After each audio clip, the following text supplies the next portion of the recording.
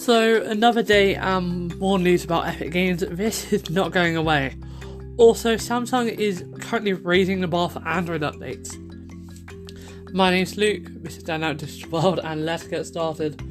So, first thing I have to say is a massive sorry to everyone. There wasn't any episodes on Friday, and I'm not sure if there was one on Sunday or not, on Thursday even, I can't remember now. Yeah, I don't think there was one on Thursday. I had something on that night as well, actually. So I apologise for not having an episode on over 3 days. However, I am back, and wow, have Epic and Apple really been going at it. So, mainly Apple just going back. So, Apple has submitted a court filing claiming Apple's Fortnite setup is shoplifting, apparently. Then there's emails between Epic and Apple before the Fortnite App Store ban. And Apple claims Epic asked for a special deal for Fortnite payments, which it did. However, it's not as bad as they're saying. Trust me, when I read that headline, I was not happy with Epic at all when I read that headline, trust me. I was not happy. That is one thing you could say. So, let's go over the special deal that they wanted. So, Phil Schiller wrote that Epic CEO Tim Sweeney asked for a special deal with only Epic. That would change the way in which Epic offers apps on Apple's iOS platforms. So, basically, they're saying that, quote, developers who work to deceive Apple, as Epic has done here, are terminated, end quote. That's called retaliation. That's called against the rules. And that's called not fair. You see, there's this little thing Apple called retaliation. You might not be aware of it. You think, oh no, everyone is always retaliating against us, we're always defending ourselves. You struck first. You struck the first blow against every company when you set up your App Store rules. And then when you have your own gaming services and your own things where you don't get money taken away from you, it definitely shows that you really are being, what's it called? What's the name of it called again? Anti-consumer. Oh, and also anti-developer. Yeah, see, these developers, they're also technically still your customers in a way. So the way your developers work is that they rely on you, you provide them a service. That makes them your customer. So you had two types of customers here, developers and then general consumers. So whilst they're saying Fortnite's removal was on purpose and that they tried to deceive Apple, that Epic had tried to deceive Apple, Tim Sweeney says that Apple characterization is misleading. And that is true. Because his initial request states that Epic thought the exemptions made available to Epic would be available to all iOS developers. And it is stated in the email here. I'm not going to bother reading through it because, truthfully, it doesn't really matter. They asked for it to be available for everyone. I'm not going to read it. Basically, Apple is a one person. Apple is a one team, one person. And that one team has everything they need to own the iOS platform with an iron fist. Unlike my Android phone. You know why? If Google ever decides that they want to, let's see, I don't know, maybe take a 100% cut of in-app purchases, I'm not saying they will, and Google, don't you dare even think about it, you are still in the doghouse. My app developers could create their own app store. Yeah, another app store could be created that allows them all to have everything, and it would be perfect and fine. And you know what? That app store would work perfectly for everyone. You want to know what won't work perfectly for everyone? The iOS App Store. See, with that 30% cut comes a 30% increase in price that isn't everywhere else. So yeah.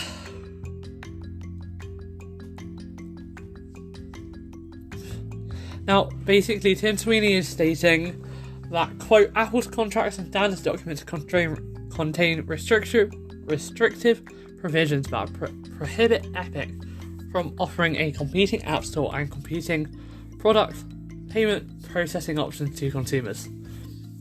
Apple will need to provide a side letter or alter its contracts and standard documents to remove such restrictions, end quote.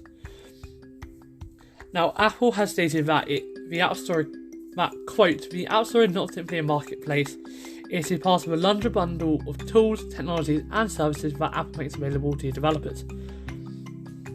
We cannot be confident that Epic or any other developer would uphold the same rigorous standards of privacy, security and content as Apple. Indeed, since Apple treats all developers according to the same terms, Amazon, more on that after this, Epic is essentially asking Apple to outsource safety and security of Apple's users to hundreds of thousands of iOS developers, end quote. Okay, firstly, not all developers are treated the same terms. You have made specific exemptions for Amazon time and time again. I, for one, am sick of it. I am sick of it. I'm sick of seeing this. Secondly, in this quote, you have the single Douglas Vetter, who is the Apple Associate General Counsel. Douglas Vetter, and therefore Apple, because he is their General Counsel, Apple have single-handedly slammed every single developer that works for them. Now, this was stated in mid-July. In mid-July, they single-handedly just pointed the finger at developers for not upholding privacy. Quick tip, Apple. If you're going to throw shade at all of your developers, do it in a less public appearance. You see, if it's fully up to Apple to hold privacy, security and content, then that would mean Apple is developing all of these apps. The fact is they're not, and Apple is supposed to be vetting all of these apps. Now, you say you cannot be confident that they would, and you're right, you can't be. And yes, you say Apple does, but I take an issue with content. I don't like the content on my Apple device.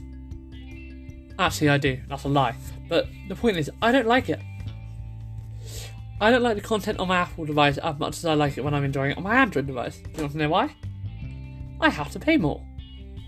See, there are times when you don't have to pay more, and that I like. But I also don't like when Apple says that they are the ones upholding content for the platform. They're literally saying that, according to them, they are the only ones holding developers up to high standard content. Developers aren't doing it themselves. They are the ones upholding developers to content standards. They are taking credit for everything other companies doing. And they are single-handedly slamming every other company that they've ever worked with. Apple, you will never be getting my game on iOS, even if I have $1,000 a year to give you. You want to know why? Because you just said that you're in charge of content that you uphold us to. You say that without you, we wouldn't be delivering good content. That does not make me feel happy inside. That doesn't give me a nice happy feeling that I like. That gives me a feeling that I dislike. I dislike it a lot. So yeah.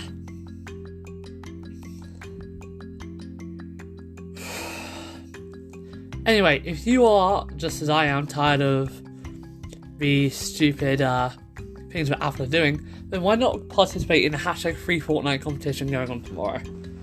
#FreeFortnite is a one-day competition running by Epic where you can win any number of anti-Apple devices. So if you, like me, hate the Apple ecosystem because they are banning your favourite game and you have no other way to get it, then why don't you play? Because you could get a Galaxy Tab S7, you could get an Xbox, a PlayStation. If you're that good, go ahead and play. And you can play that cup on any device. I'll be playing on my Android phone even if I don't need to because I want a prize. I won't win one, but it will still be fun. Phil Schiller's conclusion: Epic's actions are putting the entire App Store model at risk. Are you kidding me? One company could put the entire App Store at risk? Schiller. A, stop shilling. It's really annoying. I understand you're an employee, but still, stop shilling. B, if your model is that fragile that one company could destroy the entire thing, I have some more question for you. Don't you think you should revisit that model? See, you charge developers $100 a year, something that I can't afford anyway, so I can't go on your store even if I have money to. Because I don't have the money to, so no matter how much I wanted to, I couldn't unless I had the money to. And then you also go take another 30%. Do you develop my game? Once I put it on there, are you going to start developing my game? No. You don't start developing my game, you just take a cut and you take loads of my money. Okay, I'm going to get off of this story.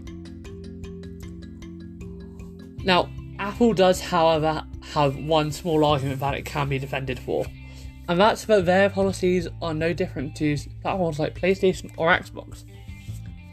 But there is a difference. There's a massive difference, and that's that those are consoles. Those consoles, you can go out to a store and buy a physical copy of some games. Yes, not all games, but you can for some games. And the fact is, there's a difference between the way consoles work and the way phones and tablets work. It's a completely different ecosystem, and the rules are different. Okay, let's go on to email. There's some email between Epic and Apple.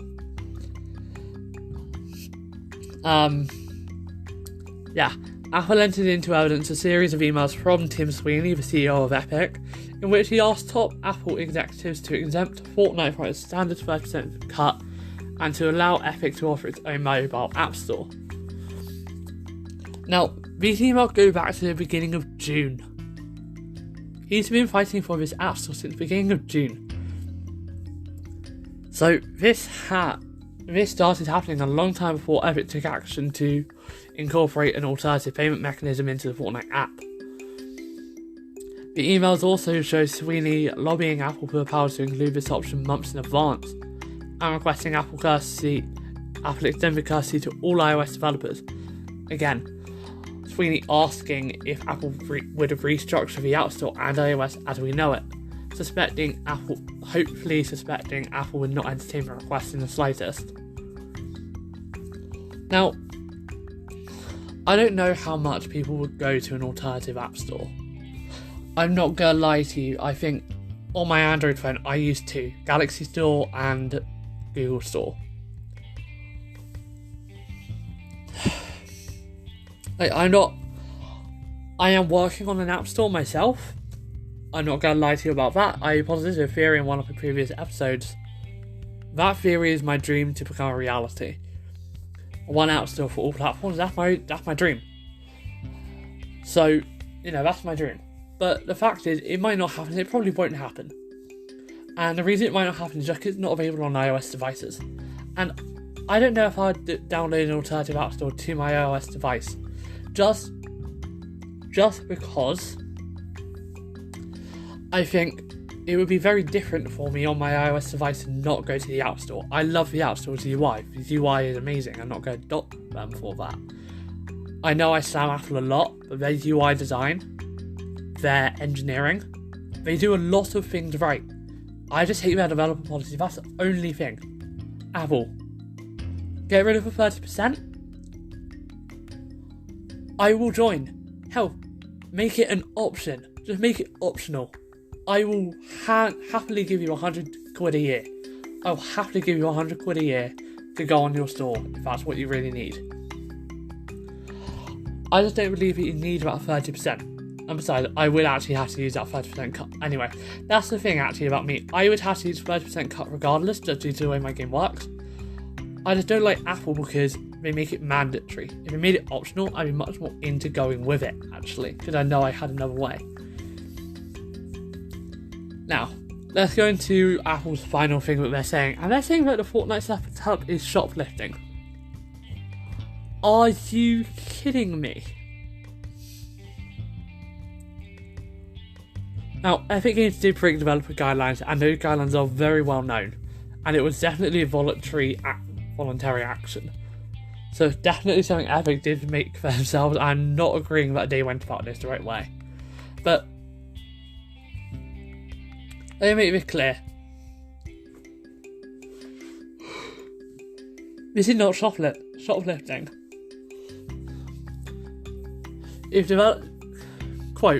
developers can avoid the digital checkout, it is the same as if a customer leaves an Apple retail store without paying for shoplifted products. Apple does not get paid. End quotes. I'm sorry. You don't get paid by developers? Again, you get $100 a year from all 20 million of your developers. You're getting $2 billion a year from developers without this 30%. I'm going to say this every episode that this story comes up or Apple comes up. They get roughly $2 billion a year from every single from developers in total. Because they have 20 million and they get 100 from all of them. Therefore, $2 billion. Now, I understand it's not all profit, and it can't be. That's a lot of money, and I'd be surprised if that was all profit, because I know they do some stuff with that money. But, you know, I just think comparing it with shoplifting is a bit far. Now, I'm kind of wondering what can happen on August 28th, because currently on August 28th there is a very big theory that anyone who uses Unreal Engine will no longer be able to develop with for iOS using Unreal Engine. Now, if that happens, Apple are going to lose a lot of developers. Or they could just swap over to Unity, but that is so much effort. There's a reason I don't swap between Unity and Unreal Engine. Okay, let's go on. Let's get away from Epic, and let's go on to Samsung and how they have absolutely raised the bar for Android updates. So, recently I went over Samsung now offering 3 years of updates. Now, aside from Google, not many companies do the over 3 year update cycle. So, Google do 3 years with their Pixel device. They didn't with the Nexus, but that's partly because LG and Huawei did contracted out, not fully built in. Then OnePlus is another outlier. They also do free phone. They also do free upgrades. But generally, some try to weasel their way out of delivering over to even 2 updates sometimes. So, Motorola has said this new Edge Plus smartphone would only be guaranteed a single Android version update. They changed their mind after pressure began to mount, but it's still amazing that they tried to get away with one update for a $1,000 phone. Now, this 3-year update though is amazing because it really is definitely going to...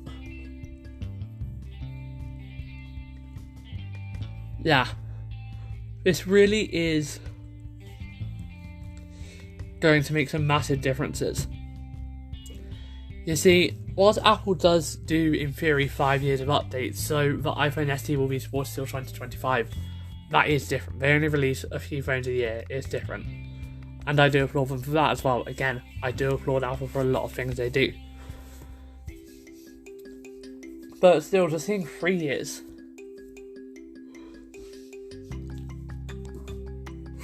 3 years of updates from Samsung will definitely force other manufacturers to start shifting.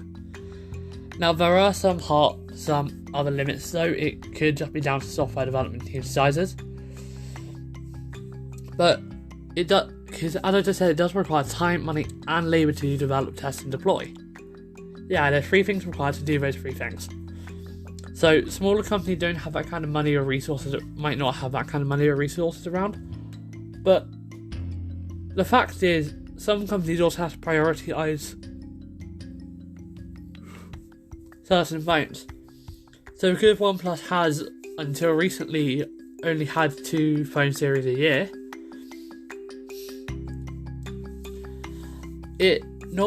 so now it's got 5 phones.